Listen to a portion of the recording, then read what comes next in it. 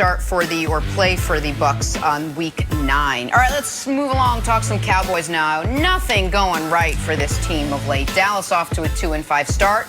You got anonymous players calling out the coaches. McCarthy's mad at guys for not sticking up for quarterback Andy Dalton. It's a mess down there in Dallas. But Stephen Jones showing confidence in his first-year coach, saying yesterday, I know we've got the right head guy for the job. Brian, what would have to happen this season for Jerry Jones to fire Mike McCarthy? Jenna, there's absolutely nothing that can happen this season for Jerry Jones to fire Mike McCarthy. Don't forget, Jason Garrett was in Dallas for 10 years. 6 of those seasons, they were 8-8 or worse. So, I mean, he didn't have a great, successful run there in Dallas because 6 of those seasons, they were 500 or worse. The other part is that Jerry Jones, he invests in these coaches, and he feels like they're a part of their family. Don't forget, Mike McCarthy, the reason why he got this job is because they had a sleepover at Jerry Jones's house. That's why he got this job. Things went well. I think they end up firing the defensive coordinator. Mike McCarthy keeps his job. Okay, so that seems like a halfway measure then, Brian, and I'm okay with that. Because I don't know when Mike Nolan is going to do something other than put Tabasco in his eye that makes a positive headline, Brandon. I think that if McCarthy is going to stay, then he's got to look around and be like, all right, guys, I'm staying. Mike Nolan, you're probably not the right fit. And I'm not saying he should get fired, but perhaps a reorganization of the defense just to give them some sort of spark on that side of the ball. Yeah, no, I'm with you here. To me, they brought in Mike for 2 things, leadership and offense. And when you look at what they were doing with Dak, they were turning the ball over, but they were averaging 450 yards a game. They didn't bring him in to be the defensive guy. They brought him in to make sure that he had the staff in place. We're seeing that he doesn't. Yeah. So I'm with you, B. I don't believe that Coach Nolan makes it through this year. He's definitely not making it to next year. And for that reason, he gets another year. All right, I was with you guys.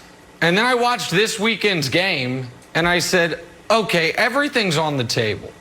And I don't think Mike McCarthy is going to be fired during this season, but I'm no longer convinced he's going to be the head coach there next season.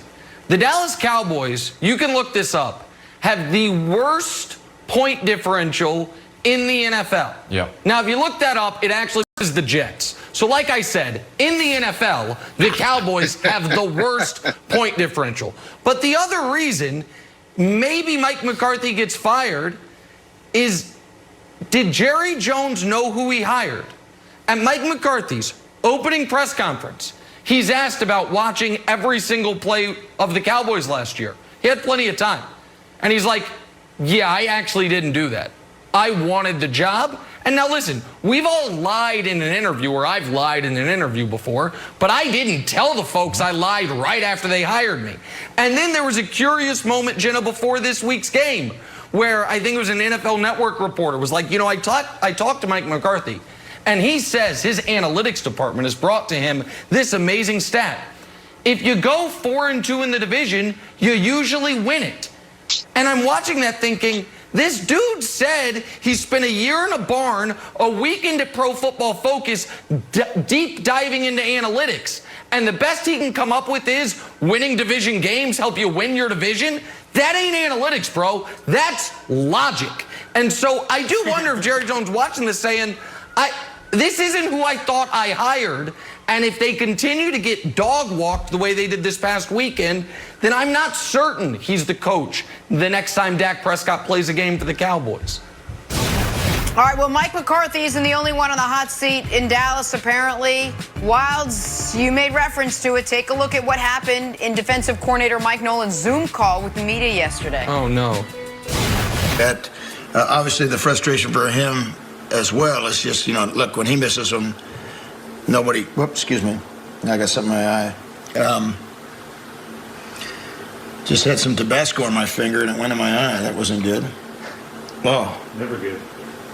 It's terrible. Jeez. I'm sorry. The energy he brings to practice, the energy he brings to games, you can't, no one else is going to be able to bring that type of juice. But it's our job to find the guys that can go compete, that we can go put them in spots where they can succeed. And I think we'll be able to do that. That's not easy. I don't want to have to do it. And I'm very disappointed for Odell. But that's the nature of this beast. And injuries are part of this game. And doesn't mean any of us have to like it. But we do have to deal with it. Brian Westbrook joins us now. Brian, good morning. So let's start with what Stefanski had to say. How do expectations now change for the Browns with OBJ lost for the season? You know, if I'm on the Browns team, my expectations as far as win total, they don't change at all. I still expect this team to go out there and win 10 games. I think they're good enough to do that.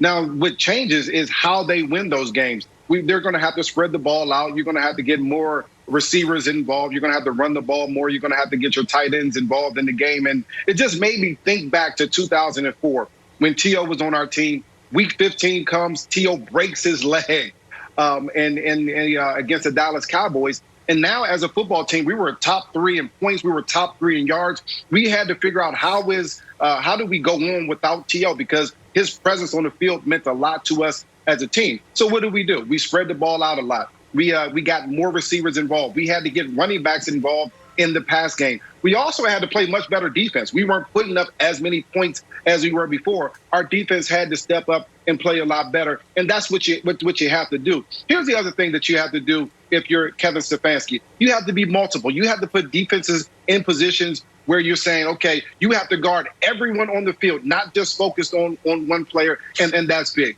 What Kevin Stefanski said, and I think this is huge, this is the one thing you can't replace. And we couldn't replace it either when we had T.O. We couldn't replace that swagger. That's that thing that when you walk on the field, you know that 81 over there, he's going to go out there and make a play for you. Same type of thing for the Browns. They knew that every time the 13 lined up out there, defenses knew where he was at, and they would have to make sure that they watched out for him, that the safety would take one more step to his side and one more step deeper because of his ability to make the plays down the field. That's the thing that you can't replace. Here's a good side for the Browns. They don't play a team with a winning record basically for another month. Not until December 6th when they play the Titans. They won't see a team with the winning record. That's the good thing for the Browns. They have some time to kind of figure this thing out. Yeah, B, I mean, this is terrible news for Odell.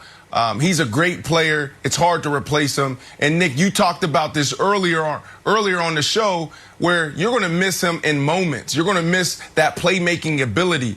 But I do believe they're going to be a better offense. I truly believe that because when you have a dominant number 1 receiver, it puts pressure on the play caller. The play caller has to figure out when to get the ball to this guy. They have to figure out how to get the ball to him. And it throws off their rhythm if the chemistry isn't right. And we know that the chemistry hasn't been right with Odell in Cleveland. It also throws off the rhythm when it comes to the quarterback. The quarterback, what you want is that quarterback to drop back and to go through his progression and make the decisions freely. He doesn't need to drop back and think about, if I don't get it to him, what's going to happen on the sideline? Is he going to shut down?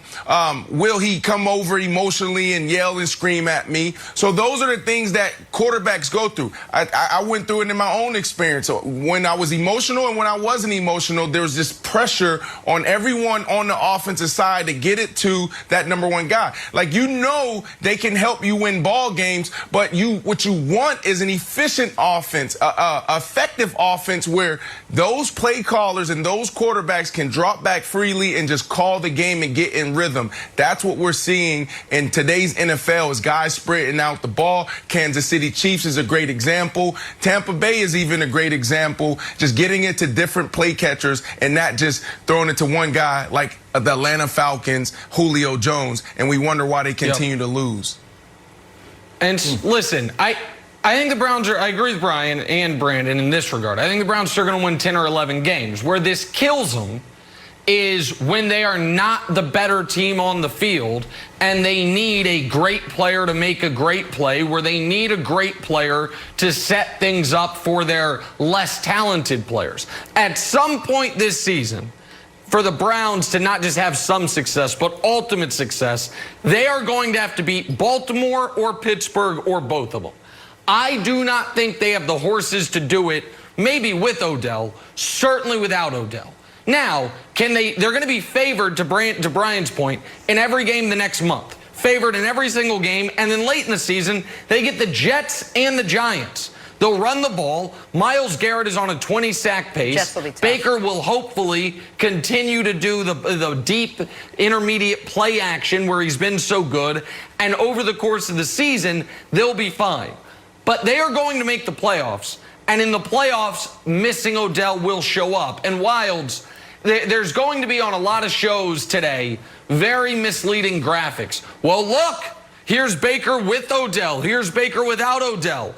And it totally disregards the fact that Baker's first year of his career, when he was excellent, Odell wasn't there. And then last year, Baker regressed massively with Freddie Kitchens. That's when Odell showed up. You can't put that on Odell Beckham Jr. And so I think the Browns will be okay, except for in their biggest games where this will hurt them. But I still expect them to make the playoffs, Wilds. So when they make the playoffs, and let's say if it started right now, they'd have to go into Tennessee. They could probably beat Tennessee, and then they'd probably play Pittsburgh, and they'd lose. But I think that would be a good season for them. I think it's like, I know we like to say like Super Bowl or bust, but Cleveland is more like an Olympian. It's like, yeah, first, second, or third, we just want a medal. And we're also happy to be here. It's really nice. And we got a ton of pins in our jacket. It's fine. Brian, I don't think it's like you guys where you're like, hey, we're headed to the Super Bowl. We need T.O. back. I still think if they get to the playoffs, maybe they win a game, or if Baker just proves that he deserves that option and that he's like the quarterback for a long time in Cleveland, I think that's a win for them. This is a big stepping stone for Baker Mayfield. I mean, if he can go out there, especially without Odell, and find a way to get into the playoffs and potentially win the game in the playoffs, that means that he gets an extension there in Cleveland instead of them trying to find a different quarterback next season. You're absolutely right. This is all about Baker and how well he can play with a different group of guys around him. And to Brandon's point, spreading the ball around is going to be a key to their game, making sure the defense defends the entire width of the field and the depth of the field as well. This is going to help Baker Mayfield in some way.